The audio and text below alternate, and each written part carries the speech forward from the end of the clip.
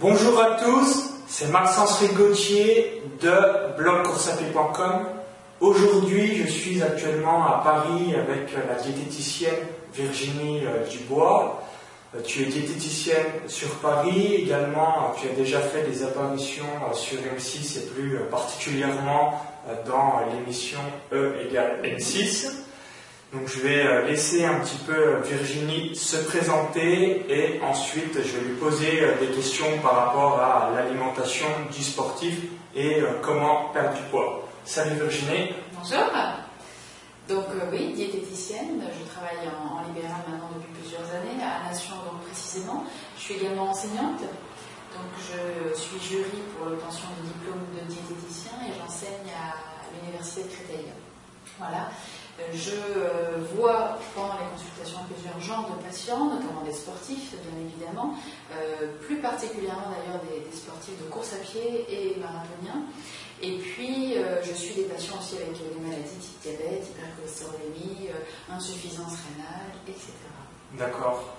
Et concernant tes patients, quels sont les principaux problèmes lorsqu'ils viennent te consulter? Soit ils n'ont aucune éducation alimentaire, soit ils n'ont jamais fait le sport de leur vie, soit ils veulent perdre rapidement du poids. Explique-nous un petit peu les principaux problèmes qu'ont tes patients quand ils viennent te consulter. Alors c'est vrai que le premier motif de consultation, c'est quand même la perte de poids, hein, aussi bien pour des personnes peu sportives que pour des sportifs. C'est vrai que le sportif, quand il vient consulter un diététicien, c'est dans un premier temps parce qu'il veut maigrir. Alors après, il y a en général des soucis alimentaires. L'équilibre alimentaire pour les sportifs n'est souvent pas idéal, hein, même des sportifs des fois de haut niveau, parce que c'est souvent ce qui vient en dernier. C'est-à-dire qu'il y a l'activité, il y a l'entraînement, etc. Et puis, on va s'intéresser à l'alimentation quand vraiment il y a très peu de décalage avec l'adversaire, en fait. C'est souvent le dernier recours. Donc ça, on le voit dans beaucoup de domaines. Dans le tennis, par exemple, hein, que je connais bien, c'est souvent la dernière préoccupation pour améliorer les performances. Voilà, donc c'est la perte de poids principalement, et puis après il y a des demandes assez variées, et en tous les cas pour les sportifs, c'est rechercher une performance, ça c'est certain. C'est comment faire pour me démarquer des autres, maintenant que techniquement je suis bon, etc. D'accord. Et quelles sont les pires erreurs à ne pas commettre lorsque on souhaite perdre du poids? Si il y avait 3 erreurs à ne pas faire, quelles seraient-elles? La première erreur déjà, c'est d'aller trop vite. C'est-à-dire qu'effectivement, la plupart des personnes, c'est compréhensible, hein, on a envie de se sentir bien rapidement, c'est de vouloir maigrir trop vite. Et donc ça, c'est particulièrement gênant en termes de santé, mais ça l'est tout aussi pour les sportifs, du coup, parce que perdre du poids trop vite, c'est forcément créer de la fatigue déjà, donc diminuer sa performance, et puis risquer des blessures. Et là, quand on se blesse, c'est bien le problème, on arrête le sport, on reprend du poids même parfois en arrêtant l'activité, et du coup ça tourne en rond et on ne se sent pas très bien, et les performances diminuent de manière très, très claire. La deuxième erreur, c'est de ne pas suffisamment rester proche de l'équilibre alimentaire. C'est-à-dire qu'il y a beaucoup de personnes, quand elles veulent perdre du poids, qui du coup suppriment certains aliments. En général, les premiers aliments supprimés sont les féculents. Les pâtes, le riz, le pain, qui ont une très mauvaise image. Même chez les sportifs? Même chez les sportifs, hein, c'est-à-dire que moi je vois des sportifs, oui, alors qu'ils mangent des protéines. Souvent, ça c'est vrai qu'il y a de la viande, il y a du poisson même, mais ils ont tendance à vouloir, en maigrissant vite, limiter fortement, voire supprimer les féculents. Et là, très clairement, pour le sport, ça se passe pas bien. Logique.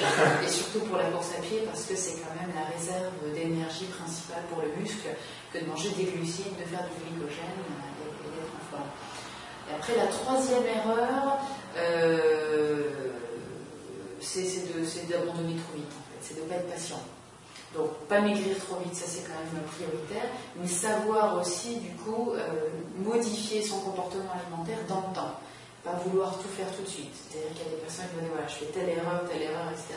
Et du jour au lendemain, elles veulent tout bien faire. On ne peut pas changer ses habitudes du jour au lendemain. Donc il faut savoir être patient et savoir faire un travail quand même dans la durée, c'est-à-dire sur plusieurs semaines, plusieurs mois. Il faut 3 semaines pour changer une mauvaise habitude alimentaire. Donc, 3 semaines d'effort, au-delà de 3 semaines, les études quand même montrent bien que ça paraît déjà plus naturel. Donc c'est pour ça qu'il faut quand même partir sur du moyen terme. D'accord, donc pour résumer, la première erreur, vouloir perdre du poids rapidement. Ouais. La seconde erreur, c'est de se priver de tel ou tel aliment Créer un déséquilibre. et de créer un déséquilibre. Et la troisième erreur, c'est de ne pas avoir de constance dans ses efforts. Dans son effort. Minimum 3 mois pour... Oui, moi je pense qu'après ça dépend d'un individu, hein, évidemment, mais c'est vrai qu'il faut quand même compter quelques mois, 3-6 mois selon ses objectifs, au minimum, pour pouvoir avoir des changements durables. D'accord. Et c'est vraiment un minimum. Et quand tu dis donc, perdre du poids, donc pas trop brutalement, quel est le nombre de kilos maximum entre guillemets que l'on peut perdre en étant soit un homme, une femme, 1 kilo par mois, 2 kilos, 3 kilos, 4 kilos? Alors, c'est pareil, tout Quelle est la tendance? Oui, je comprends. Pour les femmes, en moyenne, c'est 2-3 kilos par mois. C'est-à-dire qu'au-delà, ça crée forcément des frustrations, ça crée forcément des carences et de l'abandon très vite. 2 kilos, moi, ça me paraît une bonne moyenne pour ne pas trop se fatiguer. Pour les hommes, on sait, se dépensent plus, hein, déjà même au repos, donc ils peuvent atteindre 3-4 kilos par mois, voilà, sans avoir trop de difficultés, même s'il y a toujours des efforts à faire. Après, quelqu'un qui est sportif, il ne faut pas chercher à atteindre des objectifs encore trop élevés, parce que forcément ça a une incidence sur les performances, ça fatigue davantage, il y a un épuisement qui peut se créer, et puis encore au pire des cas des soucis, des blessures. Donc le sportif, il faut être très modéré, hein. Souvent, des fois même 1-2 kilos par mois, c'est déjà très bien si on veut maintenir ses performances. Parce qu'après, les sensations ne sont pas les mêmes, hein.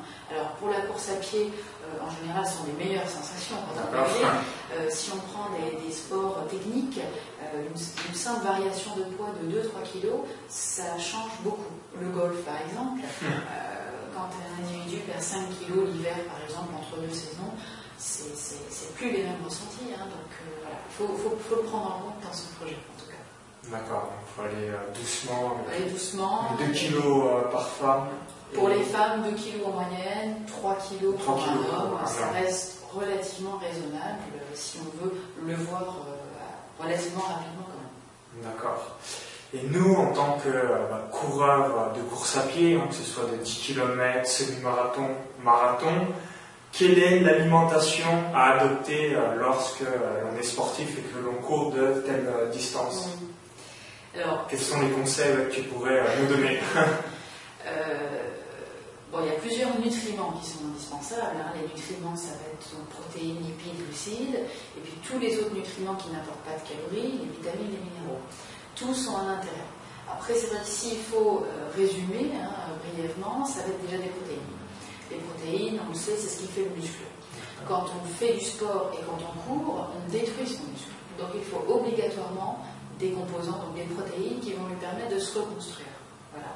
Donc ça veut dire forcément viande ou poisson midi, soir, et puis des laitages. Parce que les protéines du lait sont quand même très intéressantes.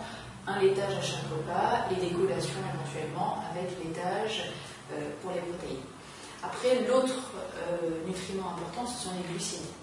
On ne peut pas courir si on ne mange pas de glucides, ça c'est clair, parce que les réserves de glucides sont sous forme de glycogène dans le muscle, et ce glycogène s'épuise très rapidement. On a à peu près 500 grammes de glycogène en réserve en moyenne, hein, ça dépend des hommes et des femmes, et donc ça s'épuise très vite. Et c'est vrai que le marathonien, très clairement, hein, avec nos 30 km, quand il y a cet épuisement qui se manifeste, c'est absence de glycogène. Et donc après, ça dépend quel muscle est concerné. Mais c'est un blocage total, on ne peut plus avancer. Donc pour avoir suffisamment de glycogène, il faut manger des glucides à chaque repas.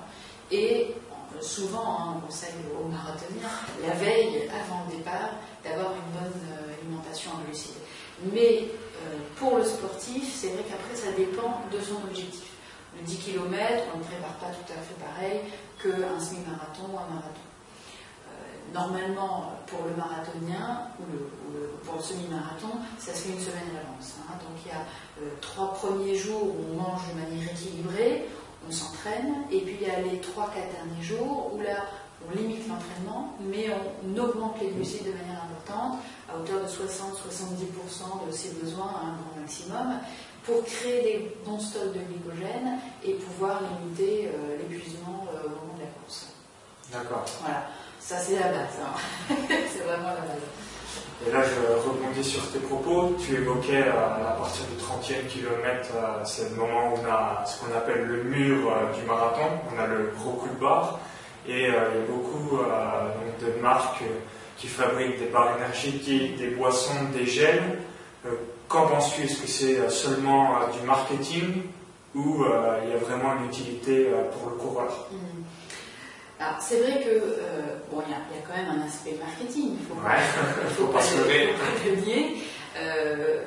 C'est quand même aussi très pratique. C'est-à-dire qu'on peut se créer soi-même ses produits, sauf que ça demande du temps, ça demande de se procurer les bons produits, des boissons pour sportifs, on peut se le faire avec du jus de fruits, de l'eau, du sel, etc. Bon, voilà, c'est faisable. Mais c'est vrai que ces produits-là, l'intérêt, c'est le côté pratique. Parce que du coup, on a sous un petit format, si je pense au gel, hein, un très petit format, donc ça se promène très bien, ça s'emporte facilement, et on a l'intérêt d'avoir aussi la qualité du produit avec une quantité de sel adaptée, une quantité de sucre adaptée, etc. Alors, il y a quand même certains produits qui, à mon sens, sont trop sucrés.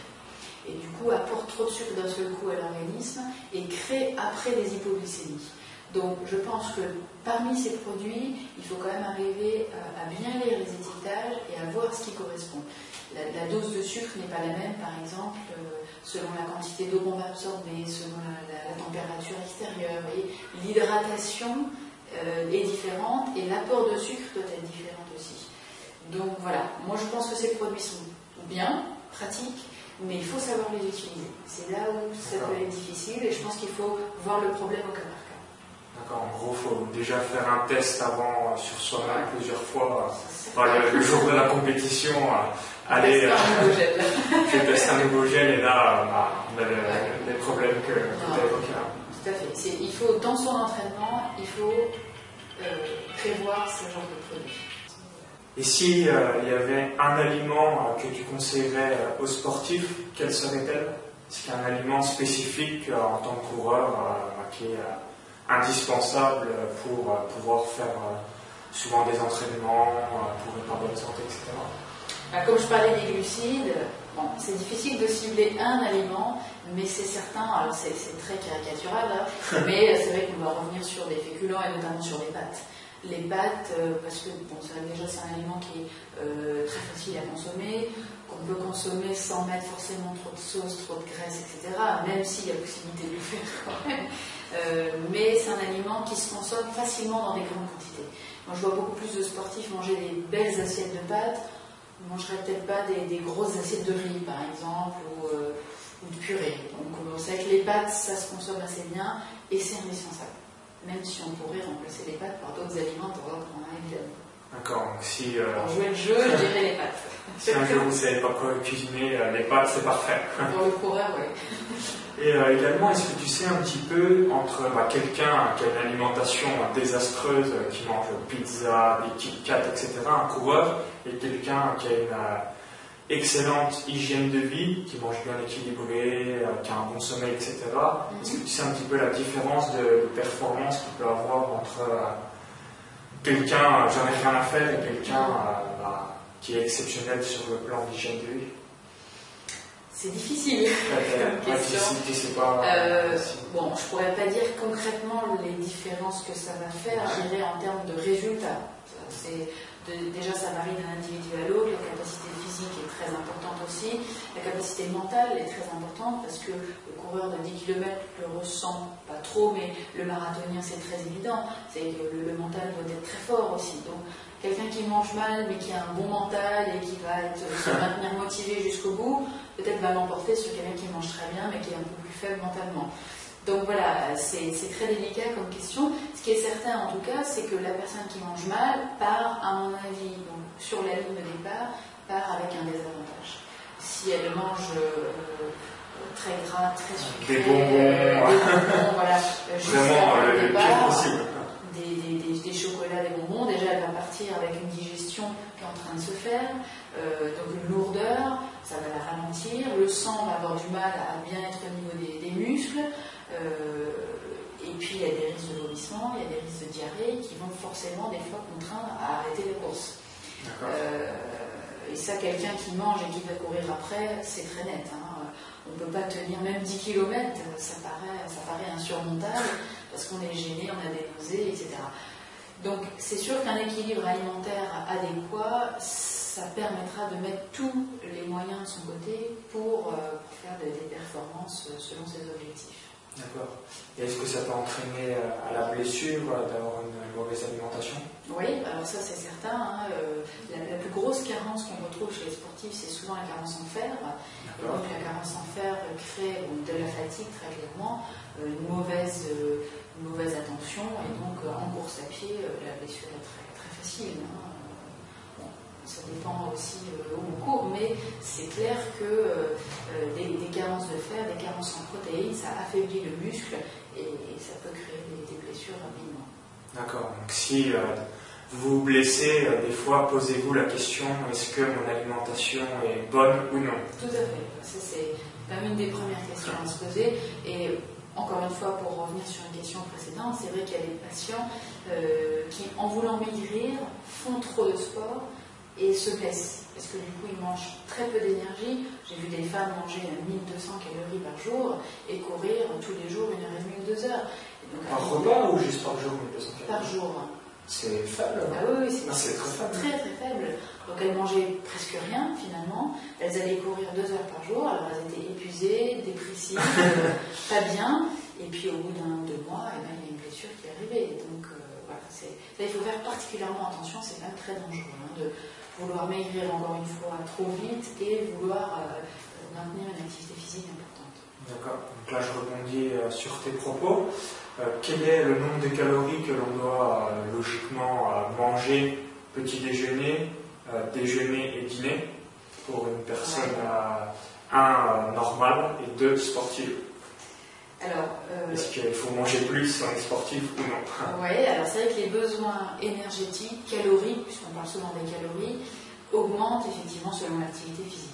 Alors la course à pied, pareil, ça dépend entre les hommes et les femmes, mais il faut compter pour une femme pratiquement 500-600 calories par heure de brûler en faisant 1 heure de course à pied. Bon, après ça dépend de la vitesse, mais pour 10 km/h en moyenne. Et pour un homme, 10-12 km/h, il va brûler pratiquement, on va dire entre 700 et 1000 calories par heure. Donc c'est très exigeant au niveau de l'apport énergétique. Pour des besoins moyens, en dehors du sport, une femme c'est 2000-2200 calories, une femme entre 20 et 40 ans, et un homme c'est entre 2700 et 3000 calories. Donc ça c'est pour une journée classique. S'il y a donc la course à pied, ça s'ajoute à ces apports caloriques. Donc une femme qui court 1 heure va dépenser facilement 2500-2700 calories. Un homme qui court 1 heure pourra monter jusqu'à 4000 calories par jour. D'accord. Donc clairement, il faut manger un peu plus si on court. Exactement, voilà. Alors, après, c'est sûr que si on mange à hauteur de ses besoins, il n'y a pas de perte de poids. Quelqu'un qui dépense 4000 calories, qui mange 4000 calories, ne maigrit pas.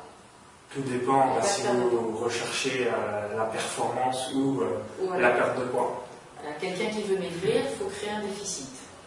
Voilà, obligatoirement. Donc, une femme qui a besoin de 2700 calories, si elle mange à 2700, son poids reste stable. Si elle mange moins, elle perdra du poids. Voilà. Et en fonction de la perte calorique, il y a une perte de poids plus ou moins importante. Après, la répartition des calories, elle se fait en général avec 25% au petit déjeuner. Donc voilà, ça dépendra, mais autour de 500, 700 calories. 40% au déjeuner, 35% au dîner. Bon, ça, c'est vraiment, encore une fois, assez basique. Après, ça dépend si on veut mettre des collations. Et là, les collations, c'est à peu près 10% de l'apport calorique en moyenne. Voilà, selon si c'est le matin, l'après-midi, ou parfois des collations en soirée. D'accord. Et concernant les sportifs qui viennent te consulter, c'est plus pour perdre du poids, c'est plus pour améliorer leur performance? Alors c'est vrai qu'en général, la première motivation c'est la perte de poids. En tout cas, ce qui permet souvent de déclencher la venue en consultation, faire la démarche, parce que ça demande souvent un temps de réflexion, je le vois bien avec mes patients, c'est la perte de poids. Donc ça c'est vraiment la question première. Après, il y en a qui viennent pour l'équilibre alimentaire, mais c'est pas la majorité quand même. Hein. Il faut quand même vouloir maigrir pour faire la démarche. Exactement, parce que plus, entre guillemets, on est lourd, plus c'est difficile de faire de l'exercice physique et c'est l'engrenage infernal que c'est de plus en plus dur pour maigrir et ainsi de suite. Exactement, tout à fait. Et pour les personnes qui veulent améliorer leur performance, c'est juste parce qu'ils n'ont pas du tout d'éducation alimentaire, ils veulent des conseils pour avoir un plan type, une alimentation structurée de ce qu'il faut manger lundi matin, lundi midi, lundi soir, mardi matin, etc. Alors, pour la plupart des patients qui viennent donc simplement pour l'équilibre alimentaire, ce sont aussi des personnes qui ressentent un certain, comment dire, pendant la course, qui ont des choses qui ne leur plaisent pas beaucoup, comme le fait de se sentir faible. On parle évidemment du marathonien au 35 km qui vient en disant voilà, qu'est-ce que je dois faire maintenant à ce moment-là. Donc tout ça se prépare bien évidemment. Après, il y a aussi des femmes qui font des courses de 10 km, mais qui font des hypoglycémies ou qui se sentent pas bien, qui ont des douleurs au ventre, qui ont des problèmes donc justement de nausées, de diarrhée. Donc en général, il y a un mal-être pendant la course pour que la personne se pose la question de l'équilibre alimentaire et vienne consulter. Quelqu'un qui mange mal mais qui finalement court sans souci, bon, voilà, il va se dire je mange mal peut-être, hein, parce que souvent il y a quand même une année de patience, mais voilà, ça ne me dérange pas pour courir, je me sens bien, je suis en forme, pourquoi consulter? Voilà.